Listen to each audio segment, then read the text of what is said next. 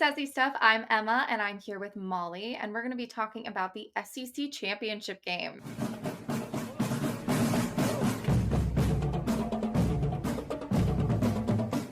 All right, Molly, Georgia won this game 22-19 in overtime, claiming their third SEC championship under Kirby Smart. Trevor Etienne scored the game-winning touchdown after Texas settled for a field goal on their overtime drive, and this was the first overtime in SEC championship history.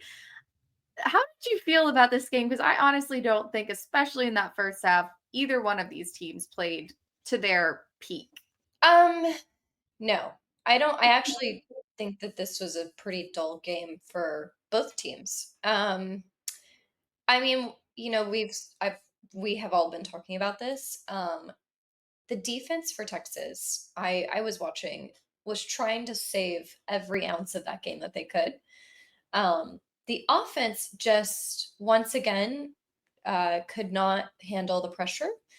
And it's so disappointing just because I'm like choking on my own words now. I was so excited for this championship. I thought it was going to be a rematch in history and I was so excited and it did not pan out the way I wanted it to, but to be fair, we had over 100 yards of penalties. Um there were so many things that weren't in our favor. Missing two field goals was yikes. Ewers was just like not on it yesterday. I think Ewers is a player that I think time and time again, when he starts to have like maybe a couple bad plays or maybe gets sacked a couple times, he just goes off the deep end and like can't kind of get out of the funk. And so I think that's kind of what happened yesterday. I mean, I was upset because Georgia didn't even have Carson back halfway through the game. So, they won with a second string. Yeah, despite having 358 passing yards on 27 completions, the offense managed only one touchdown. And that was a lot on Quinn Ewers. I don't think he was able to really read Kirby's defense that well. And that's what Kirby's good at. He can really rattle these QBs. And he did that the first time they played Texas, and he obviously did it this time.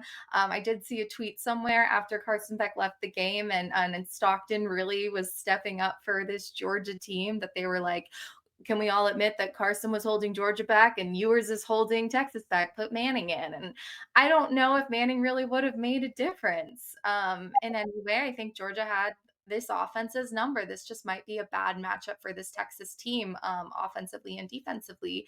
And Georgia really pulled it out. But it was still a close game. They were able to rally and really get stuff done in that second half.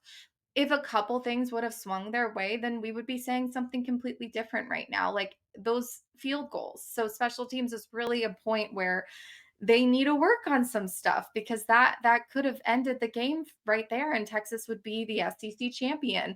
I feel kind of bad because Timothy Chalamet was on game day and he stuck with his movie dad, and he was phenomenal on game day. First of all, it was quite shocking. I was like, okay, well, I like his movies, and now I like that I can go sit and have a beer with him and talk about college football. But he stuck with his movie dad, Matthew McConaughey. Matthew McConaughey was pacing up and down the field all game. But it was not Texas's night. And now I'm looking at them and I'm like, who did you beat this year? Granted, it doesn't take away from them getting in the playoffs. Of course, they're going to get in the playoffs on paper and through the eye test. They've proven themselves, and they only have two losses in the SEC, both to Georgia. But it worries me for them moving into the playoffs, playing these more tried and true, consistent teams who are stronger every week, because they've avoided playing Tennessee, Bama, Ole Miss, LSU, and Death Valley. I mean, the list can go on. So I'm kind of worried for this Texas team moving forward. I'm like super worried regarding Texas with teams like Oregon. I just Yeah. don't know how do you go up against a team like Oregon right now? Um, I Or you know even this Penn State and Ohio State, who kept it close with Oregon. Yeah, I mean, I don't know, but I will say, like, I'm from Texas, and this is just such a Texas thing where I feel like even when you look at the pros, like look at like the Dallas Cowboys, they will get all the way to the finals. They will get all the way to like that last championship game. And then for whatever reason, they choke. And I just it just doesn't make sense. It's like this consistent team that has showed up and has been a great team over and over and over, just shows up on the most important game of the season, and they kind of they crack. I don't know what it is. It's really disappointing as a fan. I mean, and we see this not only with, University of Texas, we see it with the Cowboys, we see it with the Dallas Stars even. I mean, this is just, I don't know if it's just a curse on the state of Texas or what it is. It is so disappointing. And I think a lot of the calls had to do with some stuff too. And I mean, just considering, 100 yards of penalties is just kind of crazy. I don't know. And it's uncharacteristic for that team. Mhm. Yeah, very. That's pretty unfamiliar. So I don't know. I'm looking forward to seeing how the playoffs go because I do think maybe this rattled Texas enough to come back just swinging out of the gate. That's what I'm hoping. Um, we will have to see though, because at this point it's like I think they could get all the way to a national championship. Do I think they could win? Maybe not. I don't know. I don't know if they're gonna be able to hold under pressure. No, absolutely. And we won't know until the 20th and 21st whenever they play. But right now it's just not looking good for how they play in these big moments, especially playing up against Gunnar Stockton, who is the backup QB. He only played, I think, a little bit in those games early this season. So it's not like he's had a lot of playing time under this team. He did leads to scoring drives. He avoided major mistakes. He did have a late interception for this team, but he was pretty solid. So I mean, if Carson is out for the rest of the year for this Georgia team, then you have a guiding force under Stockton. I know we all want our starting QB, but it's not the end of the world, especially if ETN is healthy. ETN, I didn't think he was going to play. It didn't seem like he was going to play because of his injury, and he scored the game winning touchdown. He provided critical plays despite battling his injury, and he was the X factor in that first game against Texas, and he was the X factor in this game. So if he's healthy and he now has like 3.5 weeks to get even healthier than he was last night, then things kind of are looking good for Georgia. They might be rounding up to get another national championship under Kirby Smart, but their defense was absolutely dominated. They did have key turnovers with Everett. He had 2 interceptions, really disturbed Texas's rhythm throughout this game.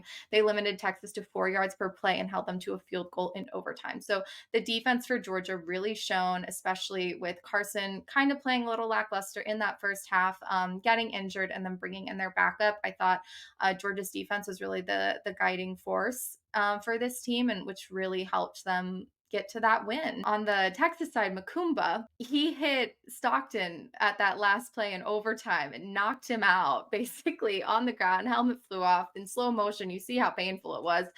Wasn't labeled targeting. I don't think it was. It should be targeting by any means. It was a rough hit, and this is a rough sport. But when Carson had to come back on the field and he had his arm just dangling there because he'd had ice on it for about 90 minutes at that point, I was like, this is not going to go well for them. But then he handed it to ETN and everything was gravy. So it was a good game in the second half. I know it didn't swing Texas's way, but what do you think Texas is going to have to do moving into these playoffs to really make an impact? I was just about to ask you. I mean, if you were like Steve Sarkisian, I don't like. Well, what do you say after a loss like this? Like, what do you talk about on the plane ride home? What do you talk about at the first practice coming back from a game like this? I don't know if it's we're going to try to encourage our guys and lift them up, or if we're going to call them out and say, hey, what's the deal? Like, why can't you show up to a really important game and perform your best? And I personally would love to see, and like you mentioned this earlier, why didn't Arch Manning get any playing time yesterday? Like Mhm.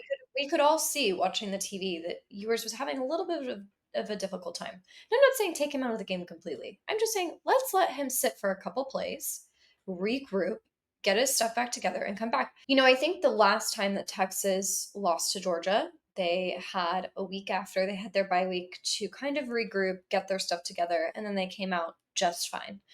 And I think maybe we need little breaks like that for years. I think maybe he gets shaken up a little bit, sit him out just for a couple plays, bring Arch Manning in. Arch Manning is a great quarterback. He is multifaceted. He runs, he throws, he tackles, he does it all. And we've seen it this season. I don't think it would hurt to put Arch Manning in just for a couple plays. I haven't seen a bad play come from Arch Manning yet, and I know he hasn't played a lot, but I have seen a few bad plays from Ewers, especially in this last game. Well, I love the play that they did bring Manning out for. I think that was the only one, when it was like a 4th and 1 or a 3rd and 1 or something. They brought Manning out, and everyone thought he was gonna run the ball because he's a mobile QB, and then he hands it off, and nobody's on this guy. So I thought that was a great play, and if you can utilize Manning more like that, it would do well for this team.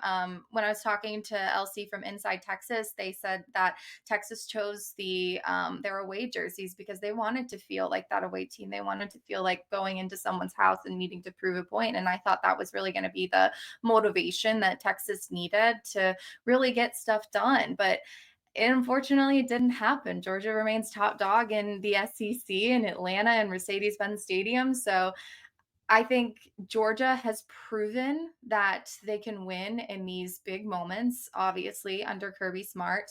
Like you were saying, what do you say to this team? They lost by this much. If one of those mistakes didn't happen, if one of those kicks went through, it would be a completely different story.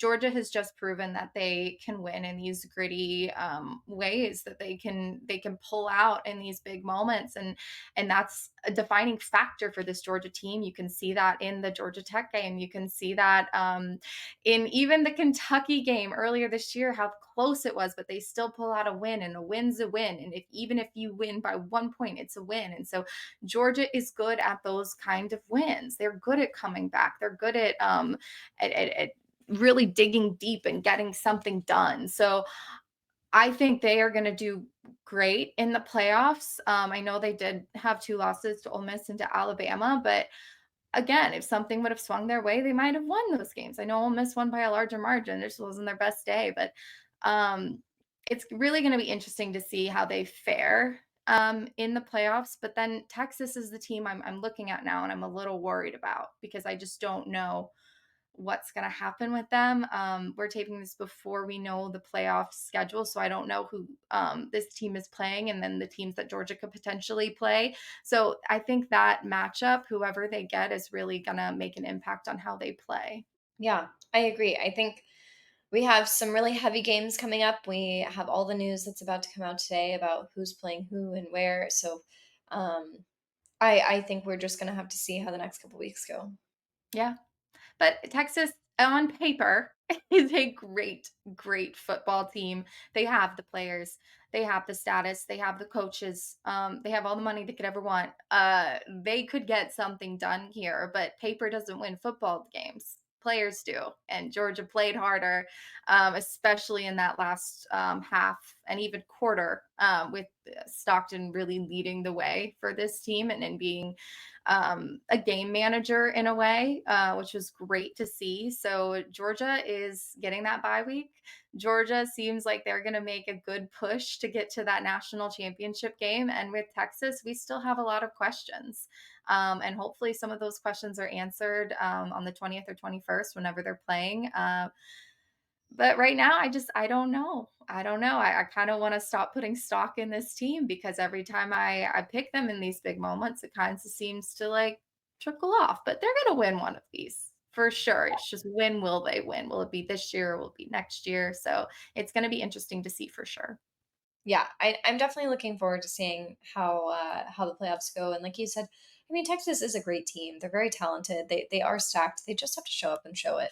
You know, it's one of those things like when you see like the greatest potential in somebody and they just keep like ruining things for themselves and like thing, like that's what Texas does. And so yeah, I am just like praying to God that this changes and that they want to be the best here in the next 2 weeks. Well, guys, thank you so much for watching Sussy Stuff. If you're not already following us on Instagram, TikTok, you should go follow us. We like to surprise you guys with some lives and some fun chatter. My name is Molly, and this was Emma. Thank you so much for joining us, and we'll catch you next week.